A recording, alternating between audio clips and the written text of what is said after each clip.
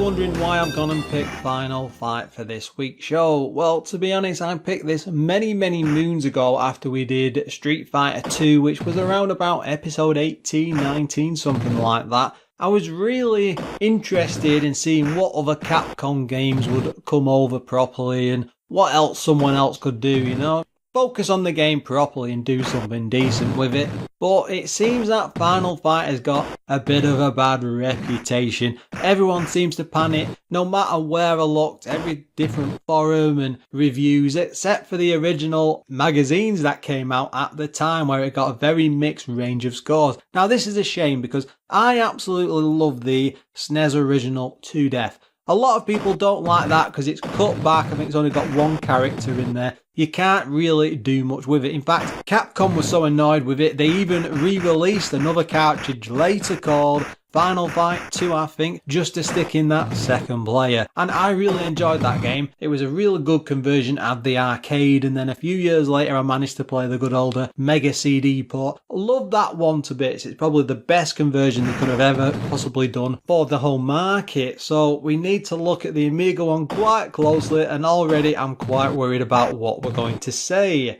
Now first up, it was published by US Gold. They've done things like Airborne Ranger, Crackdown, I think that's a Sega game, E-SWAT, Gauntlets 1 to 3, Mean Streets, Murder, Outrun, etc, etc. It's already a big list there. Developer wise, it was done by Creative Materials. They worked on California Games 2, Days of Thunder, E-SWAT, Godfather, Retox, Street Fighter 2, we're already going there, Summer Games 1 and 2, and a few other titles. Now this came out in 1991, it was on 2 floppy disks for 2 players, that's good straight out of the bat, and it was priced at £25.99. The main coder for this was Richard Apton. It doesn't really have graphics, and that might sound like an odd thing to say. We'll get to it in a bit. He only did the code and managed to convert the actual graphics from the arcade original. Music wise, it was done slightly by Jolion Vincent Myers, who did Chips Challenge, Hard Driving 2, Big 29, Trivial Pursuit, Rex, and a couple of others as well. But before we discuss the Amiga port of Final Fight, we need to take a close look into the arcade history. For Final Fight's time, Capcom were looking at numerous scrolling fighting games, and Akira Nishitani was the lead game designer. He wanted to make a more interesting game compared to the other scrolling beat-em-ups that were out there. There are lots of rumours to say the game is based around the Street Fighter series, but Akira claims this isn't true. Final Fight was a completely original creation, but during its development they decided to call it Street Fighter 89 just to take advantage of the name's popularity. This was used right up until it was shown at a gaming show. It proved though to be so popular with the attendees and the write-ups that came out of it, Capcom decided to change it over to Final Fight as the name. None of the Street Fighter characters were ever used, just the logo, so it wasn't really all that difficult to change. The game is quite famous for its main characters' different fighting styles. This was because they simply wanted every player to have a different experience. The biggest problem being though it created 3 times the work. The biggest challenge in creating the game and having such large sprites moving in an almost 3D-like pathway, the team would spend hours upon hours working out how all of the sprites would interact with each other, and they purposefully included a lot of detail. Luckily, the arcade's CPS1 board was well up to the task and they didn't run into any problems. When it came to the rock style character names, a staff member was a huge rock and roll fan and spent absolutely ages coming up with all sorts of rock sounding names. Final Fight did extremely well in sales and went on to be one of Capcom's most popular beat-em-ups, receiving lots of home ports in turn. When it came to the Amiga port, Richard Applin was tasked by US Gold to make a suitable version. Out of all the games he ever worked on, it was the only one to use sprites which are taken directly from the arcade board's ROMs. He did try to do the same with all of the background maps and tiles, but these just wouldn't work on the Amiga thanks to their reliance on parallax layers. If you're wondering how he did all of this and got the stuff off the arcade, it turns out that he actually used his own homemade ROM reader in order to get at the data on the board. Final Fight's Amiga port doesn't have the best reputation, though Richard claims in an interview that having the game done on time of an acceptable quality was far more important, so typical publisher interference there.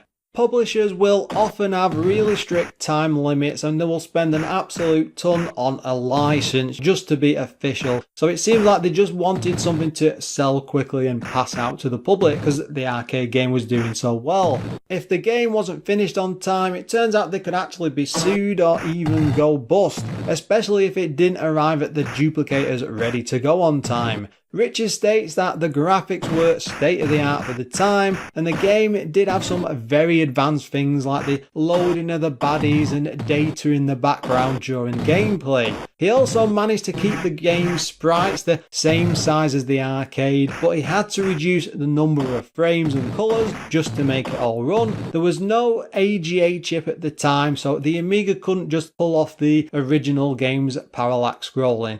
It also seems the Amiga's dual scrolling support just wasn't up to scratch, so that couldn't be used either. And he thinks that is about as good as the Amiga can actually manage. He always keeps an eye on the scene, as he'd actually love for someone to prove him wrong with a different type of conversion. He has seen lots of talk of using the dual scrolling, but he's convinced that it's just a dead end, so conversion fans take note.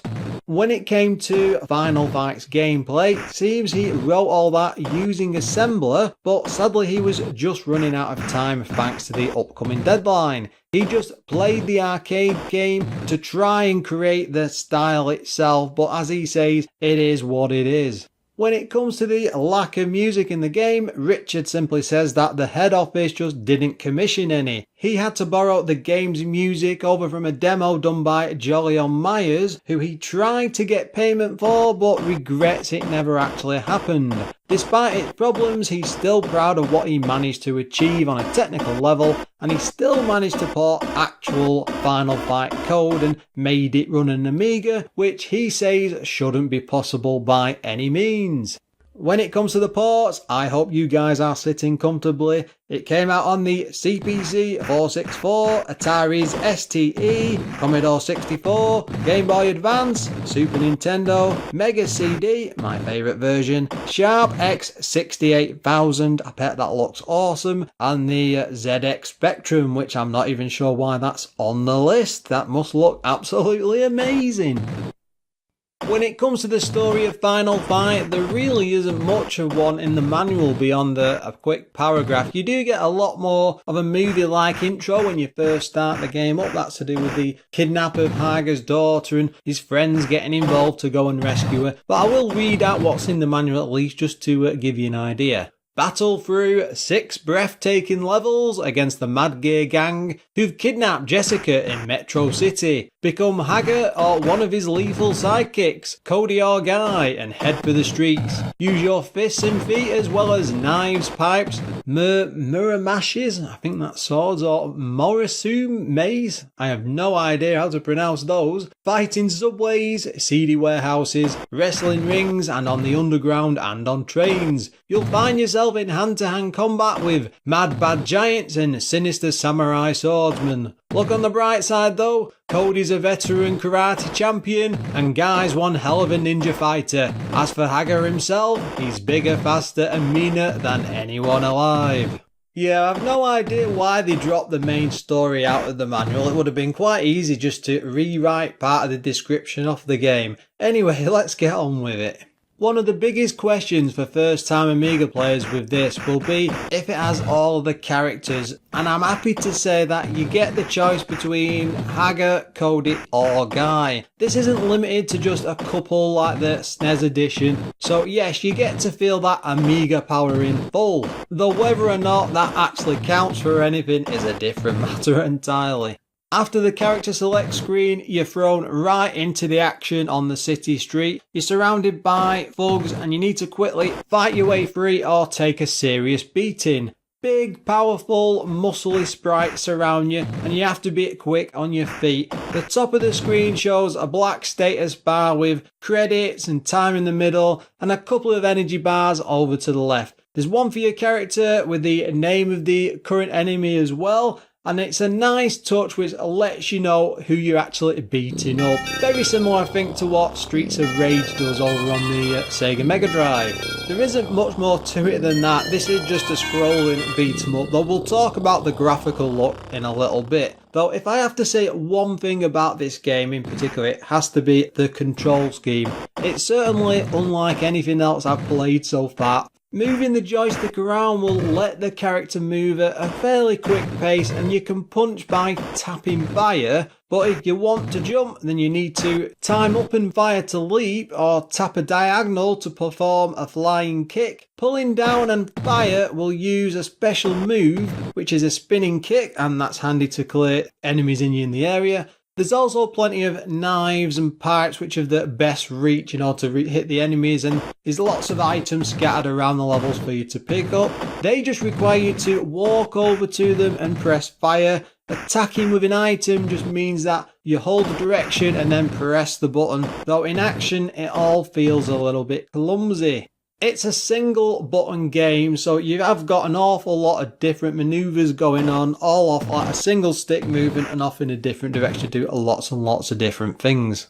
When it comes to the fighting, enemies flicker when knocked to the ground and dissipate shortly after all their energy is gone. Bosses work in the same way and they often appear with a couple of lackeys, though never in a great number on screen at once. The bosses tend to be different from normal enemies, but most just seem to have a lot more energy to waste. The graphics really do stand out, I'm happy to say, as coming straight from the arcade board. The job to transfer them over is actually quite stunning, and a lot of credit is due for how good this looks on a lowly Amiga 500. It even captures all of the animations. Bit of an aside, but I'll have to say I did try running this on an A600 through emulation, but I had all sorts of issues. It was the same with me A1200. In fact, it was only Amiga Live that even managed to get it running so I could capture footage for it. For a time I was convinced it was the ADFs I'd downloaded, but on looking into it, it seems to affect a lot of people, so it just wasn't me. So it's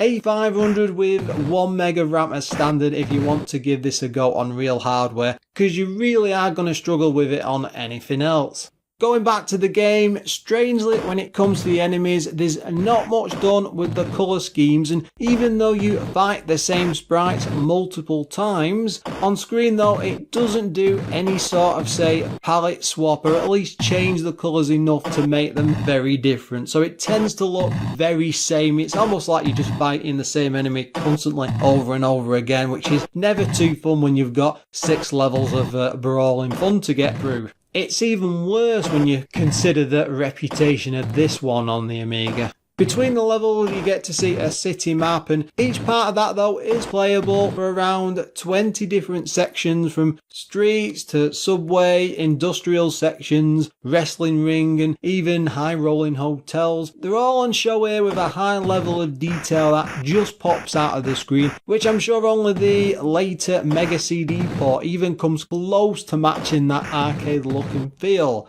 There's even the car beating bonus section, which gives you a brief amount of time to smash in some poor office worker's car for points. Every part of the arcade cabinet has managed to find its way across, so there's no missing levels at all. You really do get to see a tour of the arcade game's locations, when a lot of the ports tend not to bother with, well, most of what's on offer. The opening theme when the game first loads is really good. Surprisingly so, and the Amiga does a fantastic job of swinging its audio chips around just that little bit of music. The lack of anything else means this is as good as it gets. More annoying than that though is the fact that the arcade cabinet was on hand for sampling, so it's a real shame that nothing was taken from it, or at least not enough to certainly make a difference. I will say though, the sampled sound used is a really good choice. It's very satisfying to hear those punches being swung and bodies flung down to the ground.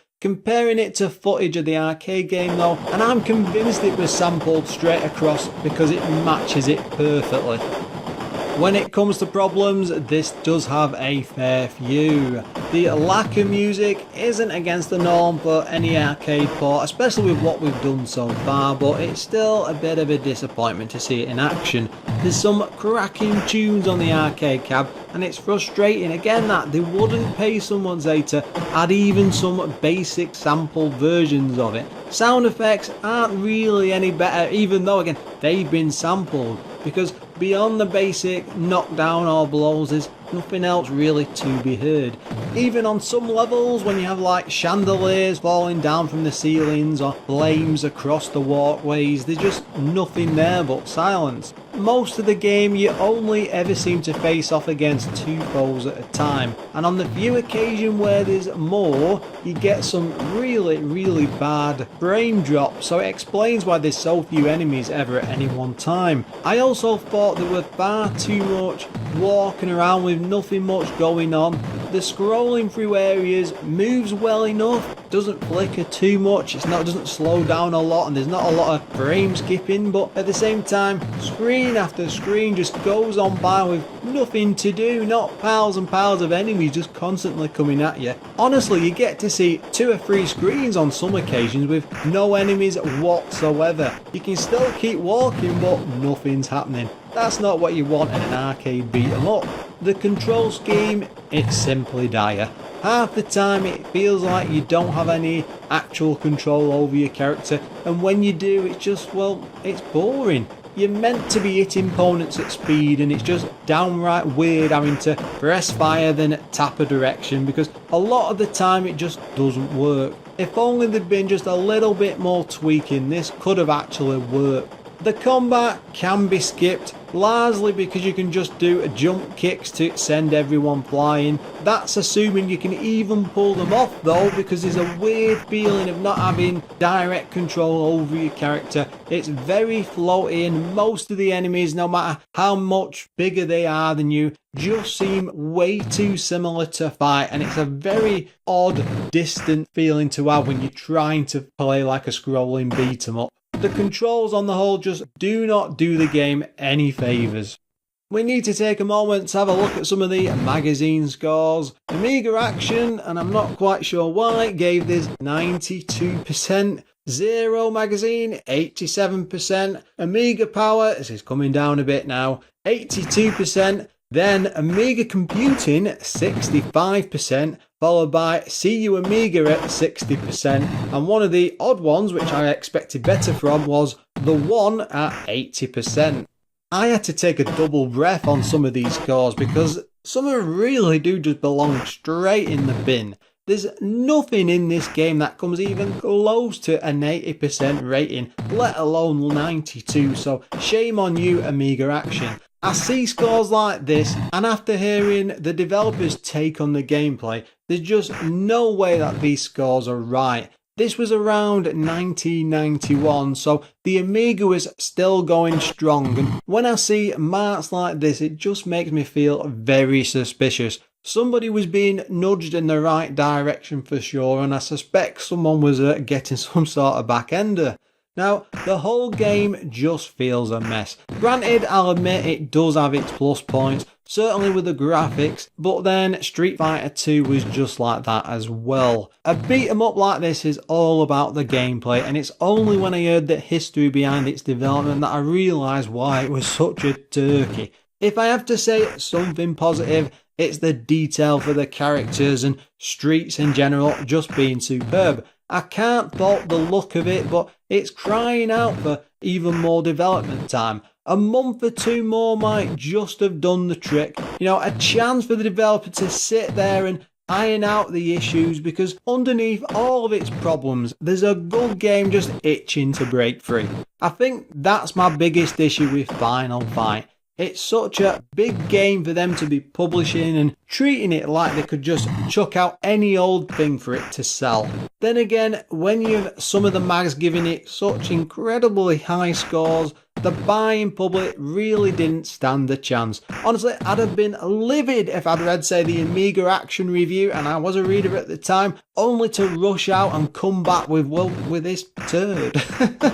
The sad part is I'd heard all the complaints about Final Fight before, and watching it in action on YouTube, I thought people might have been overreacting a bit, but when you sit down with it and play it through, assuming that is you can even be bothered to get that far, its problems just slap you right in the face from the start. However, even after all this I've sat through and all that I've played of it, I still can't say it's any worse than Double Dragon for an arcade port. It definitely does its best to try and take that crown, but the graphics just stop it from tumbling down into that pit all the way. There's always talk about people in the Amiga community having another go at getting this done properly, and one day I honestly hope that they give it a go, because I'd love to see a decent attempt of it. Final Fight in the arcades is a big, tough brawler, and it deserves a proper home port. For now, if you want to play a good version of this at home, then go and pick up the Mega CD one, because that's by far the biggest and best that's really stood the test of time. This version just belongs straight in the bin, and its reputation is well deserved.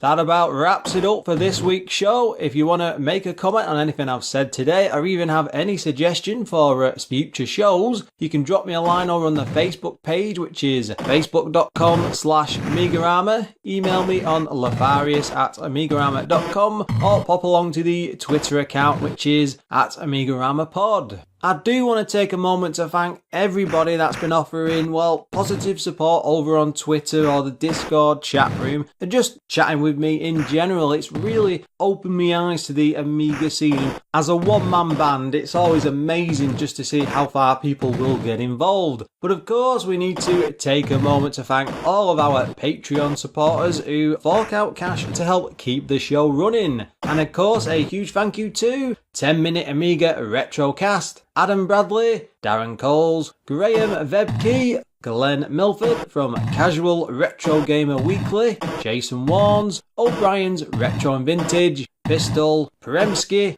Quentin Barnes, Retro Ravi, Richard Legg, Richard Pearson, Sneff, Steve Engeldo and Treble. If you'd like to support the show, you can do so over on patreon.com/AMIGArama. Thanks for listening, and until next time, guys.